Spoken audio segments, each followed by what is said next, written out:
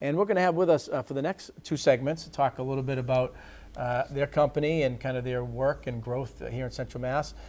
Tom Stokes, who's the president and CEO, and Steve Tyler, who's the associate senior civil engineer and manager of the Worcester office for Howard Stein Hudson. And Tom, I'll let you lead off, and then we'll use the baseball parlance here. We'll let Steve kind of follow up, but tell us what the company does, and we'll go from there. Yeah, absolutely. Delighted to be here. Thanks very much for all the welcome that the City of Worcester has given us, and yourself too, Tim. Company's been around since 1987. Howard Stein Hudson, two women started the firm, Jane Howard and Kathy Stein Hudson, back in 1987, 32 years ago, and started really as a planning firm. Software planning, public involvement, things like that. And through the years, through a variety of projects, we've grown to where we are today with 3 offices and 85 people doing what we like to consider, soup to nuts, one-stop shopping, doing planning, design, and construction services, to carry both public and private projects from the start to the finish. So you got, typically your clients you mentioned on the public and private side. So your typical, or if there is a typical, who would you work with in the private sector? Is it schools, other businesses, institutions? Developers, schools, yes, universities, institutions, museums, things like that, but mainly developers, residential developers, doing the traffic engineering, civil engineering associated with a development project. Right, and all of those things are required when you're dealing with the municipality or city or town or the state in terms of traffic counts, zoning, zoning, planning boards. You kind of help work them through that process. Yeah, we try to predict what's going to happen. So when you see those traffic counters out there, they're there for a reason. People are very habitual in what they do every day. You'd be amazed. The counts are pretty much the same every day. So when you add the development, you know how many trips are going to be associated with that development. You add it to that and you try to make things better, so that the development doesn't ruin things the way it was, and that you help things. And so, Steve, you're part of the team as an engineer, a senior engineer, kind of doing that. Your experience in working with kind of the clients and that day-to-day interface. Yes, absolutely. Thank you, Tim, and happy to be in Worcester.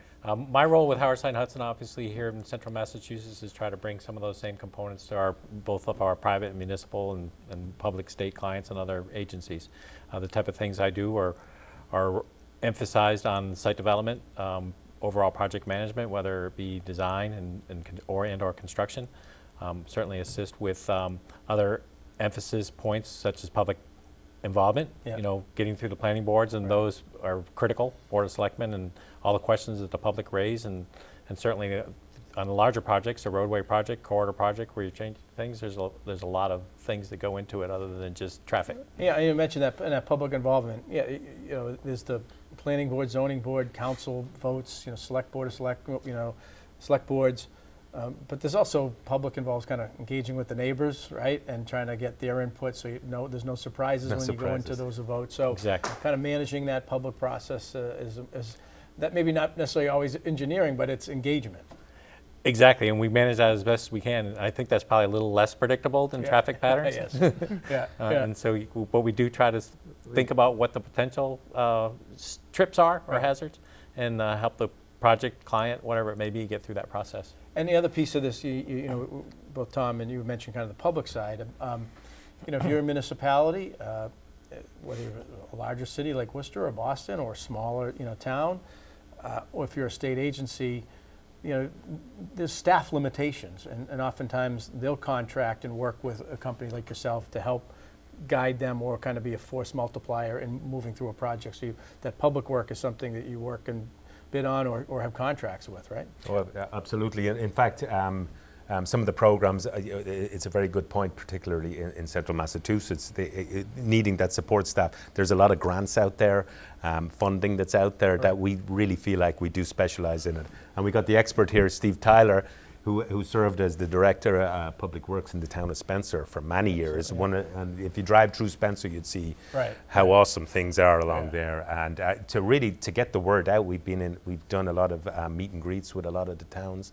Obviously, with the city, we're talking quite a bit with, but towns like Paxton, Templeton, places like that, where you do offer the support, and they're like, really, all that's available, and it certainly is, So we try to do that. And one of the things that we engaged in with the chamber led, working with our town leaders and our partner affiliate chambers, is a comprehensive economic development strategy that the federal government requires that helps enhance the feasibility of the region receiving federal grants. And one of the things through that process is sometimes there are municipal leaders, town leaders who were hesitant to go for a grant because they worried about their ability to staff it. And you can kind of be that, where they don't have to worry about adding to kind of payroll costs or pensions and those types of things for a temporary project. You can kind of come in and help them go for the money, but without kind of, disrupting a town budget. Oh, absolutely. Maybe you could mention about the Complete Streets program. That's definitely a big component of what we've been trying to do, Tim, is bring that expertise of finding the dollars, identifying the projects, finding the dollars that are applicable to them, and helping the cities and towns get those dollars to implement those projects. And it's a combination of what you said, taking a little bit of the burden off the staffing, but also helping them leverage their dollars, whether it be their local funding or Chapter 90 funding, and use $1 to get $2 or $3. Right. And the local dollars would be, that allocation that a city or town says to repairing roads or infrastructure improvements. The state, through Chapter 90, gives an allocation, usually about $200 million a year. 300 million has gone back and forth a little bit to help cities and towns with kind of road work, infrastructure work, and you can kind of help them make the best use of that. Exactly. Good. And we're going to come back in just a minute. We're going to talk about a couple of the specific projects you're doing, and we're going to talk a little bit about the opening in Worcester, the grand opening not too long ago. Yeah. So we'll touch base on that when we come back.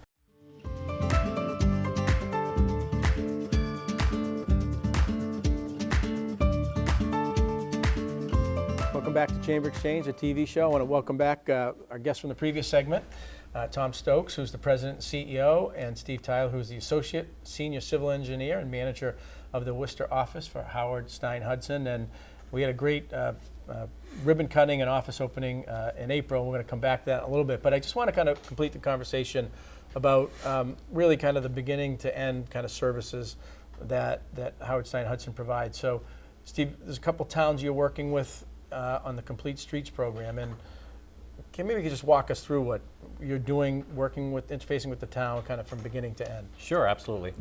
So the Complete Streets program, in a nutshell, is a program from the state that helps municipalities improve their streets, whether it be walkability, multimodal transit, bicycles, so forth, crossings, safe crossings.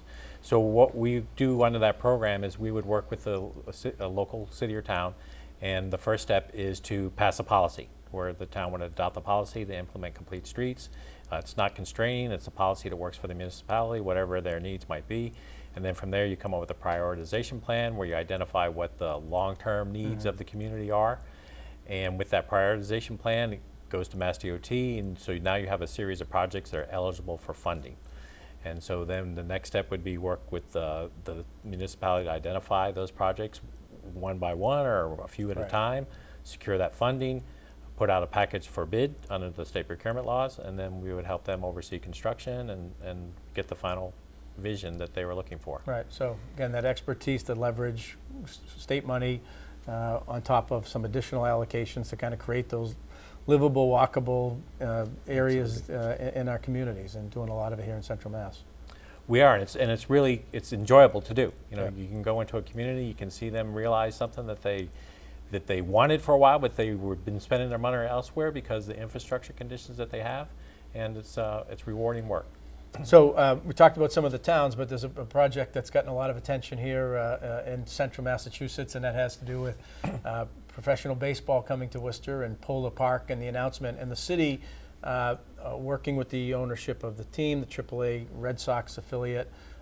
We'll be playing baseball in April of 2021, but a lot of things need to happen city has hired a construction manager at risk, Skanska, worldwide kind of construction development company.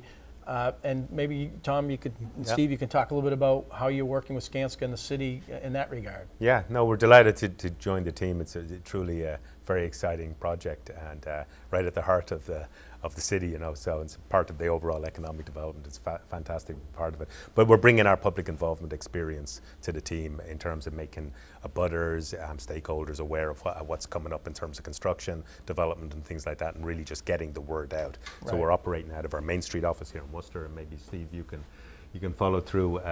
Taylor is handling it with Jeff Dietrich in our office. And yeah, certainly. So, working through that group, through the city and Skanska, we're helping that group with the public outreach, involved with traffic issues, construction issues, just trying to keep the people informed of what's going on, how to avoid those concerns, and also be a place where people can come to and say what their concerns are, and we would bring that information back to try to resolve maybe some issues that also need to be addressed. So those, there's the weekly notifications about, what work is going to be happening on what streets. You're working on engaging with the businesses, letting the public know where parking is available so that they can utilize and support the businesses through this process. So that's kind of a day-to-day kind of working, and you've got somebody on it kind of full-time. Exactly.